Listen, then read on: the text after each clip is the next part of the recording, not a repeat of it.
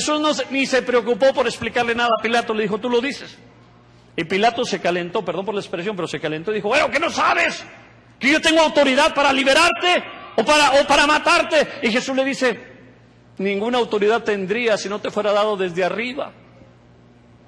¿Sí? Y Pilato se exasperó porque el Rey de los cielos estaba enfrente de él.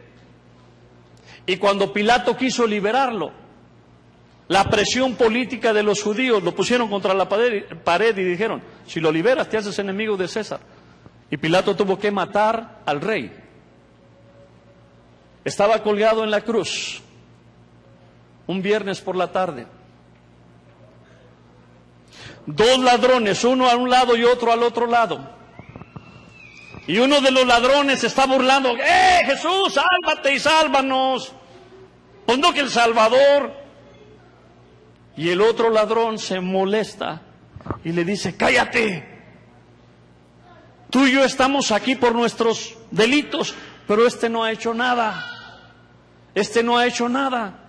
Y aquel ladrón en la cruz tuvo una revelación. Le dijo, acuérdate de mí cuando vengas en tu reino. Tú le dirías a un moribundo, alguien que ya está en las últimas, tú le dirías, acuérdate de mí cuando vengas en tu reino. Lo que le diríamos, híjole, pues que Dios se apiade de tu alma, que Dios tenga misericordia de ti. Pero el ladrón está viendo algo en Jesús que nadie había visto. El ladrón está viendo en aquel que estaba crucificado en medio. El ladrón está viendo a un rey que vino a establecer un reino. Las potestades de las tinieblas en el infierno están haciendo fiesta porque dicen, este día se amoló el reino de los cielos porque matamos al rey. Pero el ladrón tiene una revelación más profunda que ni el diablo tenía. ¿Sabe por qué? Si el diablo hubiera sabido que al matar a Jesús iba a liberar el poder más, perdóneme la expresión, el poder más poderoso, más grande que existe, el diablo jamás lo hubiera matado. El diablo hubiera traído a Jesús, a ver Jesús, que no te dé el aire, que cuídate mucho, no te me mueras, porque el día que este rey se muera, el día que el carpintero se muera, se va a liberar el poder más grande de la creación. El poder del Creador estaba encarcelado en un cuerpo como el tuyo y el mío, que era el cuerpo de Jesús. Pero el ladrón está teniendo una visión y una revelación. Acuérdate de mí cuando vengas en tu reino. El ladrón está consciente de lo que usted y yo debiéramos de estar conscientes de esta mañana. Jesús nos ha introducido ahora en el reino de los cielos. El reino de los cielos ahora es la luz de Cristo reinando sobre nosotros. Satanás no tiene ya ningún poder sobre nosotros. Satanás no tiene ninguna autoridad sobre nosotros. Cristo le quitó la autoridad, le quitó el poder, le quitó las llaves. Usted ha leído eso. Antes de ascender a los cielos, Él descendió a lo más bajo y le arrebató al diablo las llaves. Ahora las llaves del reino las tiene Jesús. Y cuando Jesús le dijo a Pedro, Pedro, ¿quién soy yo? Y los demás discípulos decían, pues que Elías, que el profeta. Y Pedro dice, tú eres el Cristo, el Hijo del Dios viviente. Pedro, esa es la llave que te introduce en el reino. Cuando tú entiendes la revelación de que Jesús es el Rey, eso te introduce en el reino de Dios y eso rompe todo poder del enemigo sobre tu vida. Eso significa el reino de los cielos. Bienaventurados, ¿qué? Bienaventurados los pobres en espíritu, porque de ellos es el reino de los cielos. La pregunta esta mañana es, ¿en dónde estás? ¿En el reino de los cielos o en el reino de las tinieblas? ¿Dónde te ubicas? ¿En el reino de Cristo o en el reino del enemigo? ¿Dónde estás? Bienaventurados los pobres en espíritu. ¿Sí dice así?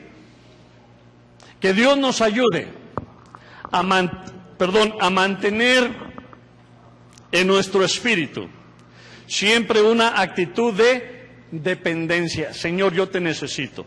¿Cuántos pueden decir esta mañana, realmente yo te necesito, Señor?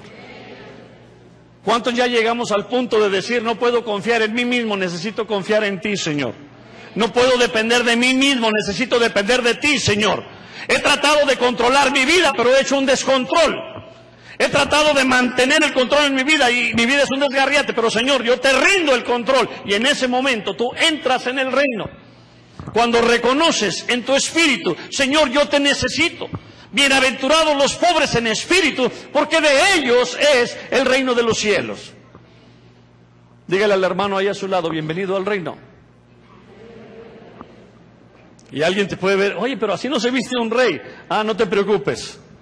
Mi rey traía guarachitos y el día que necesitaba viajar tuvo que pedir un burro prestado. Así es que si tú dices, soy demasiado pobre para ser rey, malas noticias. Jesús se hizo pobre para hacernos reyes a nosotros. Bienvenidos al reino, aquellos que tienen un espíritu pobre. Bienaventurados los que lloran, porque ellos recibirán consolación. Los que lloran. Para nosotros los varones mexicanos, hombres, machos, nos es difícil esa palabra, porque fuimos creados para los hombres, no lloran. ¿Qué te decían cuando eras niño? Los hombres no lloran. Los hombres no lloran. Allá en el pueblo decíamos, los hombres no lloran, nomás pujan. Le completábamos la frase. Pero aquí dice, bienaventurados los que lloran. ¿Cuál es nuestra primera reacción cuando tenemos un encuentro con Jesús? Me encantó hace unos meses atrás que estaba un hombre por aquí que se llama Alberto. Ahora está por ahí en algún rincón. Pero él estaba parado ahí o sentado. Y cuando el Señor lo empezó a tocar y le empezó a dar una palabra, a mí me enterneció tanto cuando lágrimas estaban corriendo por sus mejillas. ¿Sí? Cuando el Señor nos toca, empezamos a llorar. Y eso nos introduce en ese lugar de bendición. Bienaventurados los que lloran, porque ellos recibirán consolación. Número 3. Bienaventurados los mansos, porque ellos recibirán la tierra por heredad. La Nueva Versión Internacional dice, dichosos los humildes, porque recibirán la tierra como herencia. Hay una herencia esperando a los mansos, a los humildes. ¿Cuántos se consideran mansos? Ya sé lo que está poniendo el enemigo en su mente, soy manso. ¿Verdad? Lo decimos, soy manso, pero soy bienaventurado porque voy a tener una herencia. Bienaventurados los mansos. Que el Señor o que el Espíritu Santo nos ayude a desarrollar ese espíritu de mansedumbre. ¿Saben ustedes un hombre que era famoso por su mansedumbre en la Biblia? ¿Quién era el hombre más manso en su generación? Moisés. ¿Han leído que Moisés era un hombre manso? ¿No han leído? Necesitan leer. Él era el hombre más manso de toda la tierra. Sí, la Biblia da testimonio de eso. Él era el hombre más manso de toda la tierra. Y usted ya conoce, pero él era corajudo, como tú comprenderás. ¿Sí? El otro día que me invitaron a predicar allá en el Cerezo, la única vez que he ido, realmente me gustaría regresar si me vuelven a invitar, pero si me hubieran preguntado antes, yo iba con muchas reservas. Cuando alguien me invitó a predicarle ahí a los presos, yo le dije, yo voy a ir si Dios me da un mensaje. Y Dios me dio un mensaje. Y cuando estaba compartiendo ahí con los presos, tienen un hambre de Dios, igualitos que los del rey. Su Biblia y aprendiéndosela de memoria. No. hermanitos de ustedes, gemelos. Mientras estábamos preparándolo para la reunión, ahí estaban repitiendo Efesios y Colosenses y de memoria, porque era la tarea. Igual que los del rey, bien machetes ahí con la palabra, ¿sí? Y entonces yo les di un mensaje, pero les dejé una tarea. Les dejé una tarea. Hagan un estudio sobre los corajes de Moisés. Por eso algunos de este lado dijeron, ¡oh, Moisés no era manso! Malas noticias, era el hombre más manso de toda la tierra. Pero tenía un carácter, como tú comprenderás.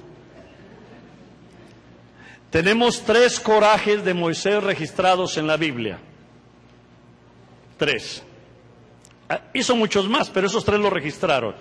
El primero, cuando él tenía 40 años, un egipcio estaba maltratando a un hebreo y la sangre de Moisés empezó a hervir. Se calentó Moisés y iba a decir se escabechó, pero no sé qué quiere decir eso. Mató al egipcio. ¿Sí? Y todo el destino y el futuro de Moisés se hizo pedazos en ese momento. Moisés estaba encaminado, iba caminando derechito al trono de Egipto. Pero cuando mató al egipcio, se convirtió de príncipe en un desterrado. Cuando yo les comenté eso a los presos, digo, Moisés no fue a la cárcel, pero una de las penas en aquellos años era el destierro. Entonces Moisés fue un asesino desterrado. ¿Sí? La siguiente vez que Moisés hace un coraje fue 40 años después. Dios lo llamó con una zarza ardiendo, él tenía 80 años. Y Dios le dijo, tienes que ir a salvar a mi pueblo, a liberar a mi pueblo. Y Moisés fue y lo sacó de Egipto después de 10 plagas tremendas. Y cuando estaban ya camino a la tierra prometida, Dios lo llamó otra vez al monte y le dio las tablas de la ley. Las tablas, las piedras donde Dios escribió con su mano la ley. Los 10 mandamientos de Moisés fueron escritos por el dedo de Dios y Moisés traía las 2 tablas. Y cuando él venía bajando del monte, oiga, había un pachangón. Las muchachas destrampadas, los chavos también, los viejos también, las viejas, todo el mundo bailoteando ahí alrededor del becerro y diciendo, este becerro es nuestro Dios que nos sacó de Egipto. Oiga, y que se calienta Moisés otra vez. Y agarró las tablas y las aventó y las quebró. Y dice la Biblia que las quebró. Y luego agarró el becerro y lo molió y se los echó al agua y le dijo, tráguensela, canijos. Enojado el pelado. Y era el más manso. Y la tercera vez, 40 años después, el tercer coraje de Moisés. ¿De qué estamos hablando? Bienaventurados los mansos. Para ti que cuando te aceleras, buenas noticias. El Espíritu Santo puede traerte mansedumbre, como a Moisés. La tercera vez que él se enojó, ya estaban a punto de entrar en la tierra prometida, tenía 120 años, y Dios le dijo, Moisés, llama al pueblo, tráelos aquí enfrente de la roca, y háblale a la roca para que la roca les dé agua. Y Moisés, en lugar de obedecer a Dios y de hablarle a la roca, se enojó y le dijo, bola de incrédulos,